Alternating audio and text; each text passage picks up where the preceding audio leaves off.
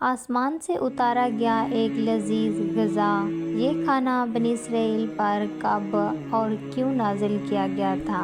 جب اللہ نے قوم بنی اسرائیل کو مصر سے نکالا اور انہیں فرعون سے نجات دی تو بنی اسرائیل نے حضرت موسیٰ علیہ السلام کی رہنمائی میں بحر امرا کو پار کیا اور فرعون اپنے لشکر سمیت سمندر میں ڈوب کر مر گیا۔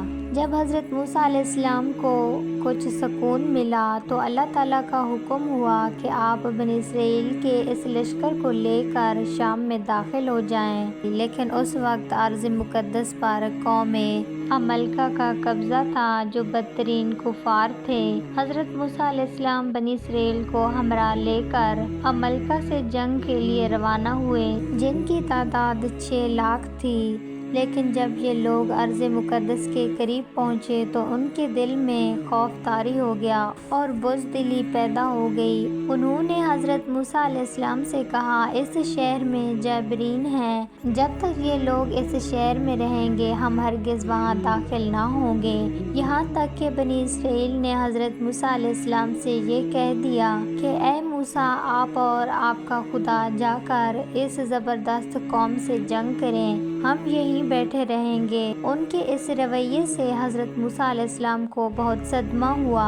اللہ تعالیٰ نے انہیں یہ سزا دی کہ جس وادی میں انہوں نے پڑاؤ ڈالا تھا وہاں 40 سالوں تک وہ بھٹکتے رہے مگر اس میدان سے باہر نہ نکل سکے۔ اس میدان کا نام تیہ تھا جو 23 میل کے مربع پر مشتمل تھا۔ روایت میں ہے بنی اسرائیل کے لوگ سامان اٹھا کر سارا دن چلنے کے بعد رات کو ایک جگہ پر پہنچتے تو صبح ہوتے ہی وہ وہیں موجود ہوتے جہاں سے وہ چلتے تھے۔ بنی اسرائیل اس میدان میں پھنس چکے تھے اور ایک ہفتے میں سب کا سامان ختم ہو گیا تو ساری کی ساری قوم توبہ استغفار کرنے لگی، معافیاں مانگنے لگی۔ میدان تیہ میں ہونے والے اس سخت امتحان اور مشکلات کو دیکھ کر حضرت موسیٰ علیہ السلام کو اس قوم پر رحم آیا۔ آپ نے اللہ کی بارگاہ میں ان کے لیے دعا کی۔ اللہ تعالیٰ نے بنی اسرائیل کے لیے اس میدان میں بے شمار نعمتیں عطا فرمائی۔ جب بنی اسرائیل کو پیاس کی شدت محسوس ہوئی تو حضرت موسیٰ علیہ السلام نے اللہ تعالیٰ کے حکم سے اپنا عصا ایک چٹان پر مارا تو اس چٹان سے بنی اسرائیل کے 12 قبیلے کے لیے 12 چشمے جاری ہو گئے، کیونکہ یہ وادی وسیع میں میدان پر پھیلا تھا، وہاں سر چھپانے کے لیے کوئی جگہ بھی نہ تھی، اور دن کے وقت سورج کی دھوپ سے بنی اسرائیل بدحال ہو جاتے تھے۔ دھوپ سے بچاؤ کے لیے ایک بہت بڑا سفید بادل سارا دن بنی اسرائیل کے لوگوں کے لیے سایہ کرتا تھا۔ اس کے علاوہ رات میں میدان کے بیچ ایک چمکدار ستون اترتا تھا جس کی روشنی میں وہ لوگ کام کرتے تھے۔ اس کے علاوہ اللہ نے ان پر بہت سی نعمتیں عطا کی تھی۔ ان نعمتوں میں سے ایک نعمت من و سلویٰ تھا۔ دراصل اللہ نے ان لوگوں کے کھانے کے لیے آسمان سے 2 قسم کے اجزاء اتارے، ایک کا نام من اور دوسرے کا نام سلویٰ تھا۔ من شہد جیسی میٹھی غذا تھی۔ انجیل کے کتاب خروج میں لکھا ہے، جب وہ شبنم سوکھ گئی تو انہوں نے دیکھا کہ میدان میں چھوٹی چھوٹی گول چیز پڑی ہے۔ بنی اسرائیل اسے دیکھ کر کہنے لگے، من یعنی کیا ہے؟ تب حضرت موسیٰ علیہ السلام نے ان سے کہا کہ یہ وہی غذا ہے جو خدا نے تمہیں کھانے کو دی ہے۔ من ایک شبنمی گوند تھا جس کا ذائقہ شہد جیسا تھا۔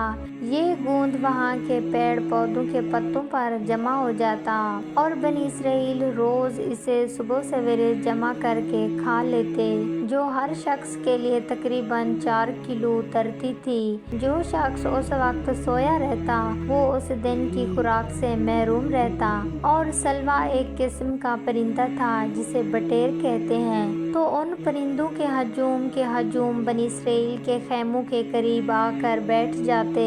وہ لوگ انہیں بآسانی پکڑ لیتے اور بھون کر کھا لیتے تھے۔ من و سلویٰ ایسا کھانا تھا جو انتہائی آسانی سے ہضم ہو جاتا تھا۔ اس کے علاوہ بنی اسرائیل پر اللہ کی طرف سے یہ معجزہ ہوا کہ ان کے بال اور ناخن بڑے نہیں ہوتے تھے، نہ کپڑے پھٹتے تھے، نہ ہی میلے ہوتے تھے، اور جن بچوں کی پیدائش ہوتی ان کے جسم پر قدرتی لباس ہوتا جو جسم کے ساتھ بڑا ہو جاتا تھا۔